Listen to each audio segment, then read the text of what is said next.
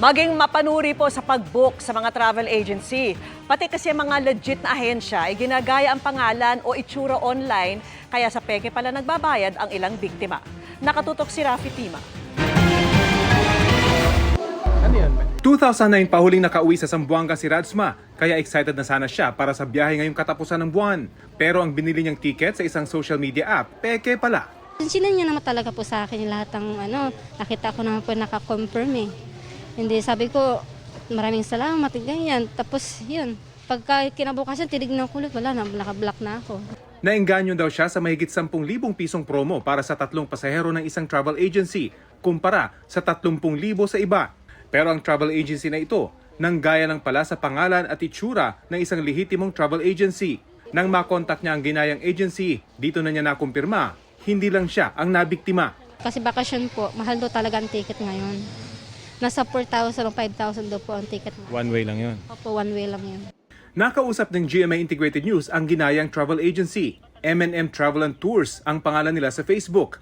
Ang nakatransaksyon ni Radsma, M&M Travel and Tour. Walang S sa dulo.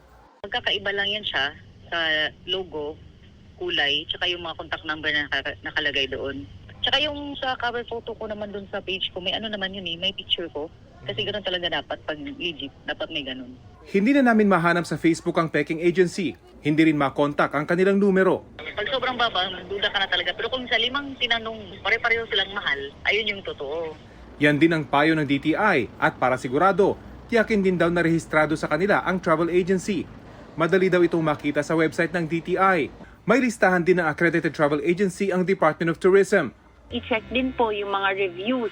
Makikita naman po sa mga reviews kung meron dong mga aberya or any mga reklamo nila tungkol dun sa nagbebenta ng tickets or mga reservations nila. Ang PNP Anti-Cybercrime Group may babala sa kanilang Facebook page tungkol sa mga kaparehong modus tulad ng travel accommodation scam.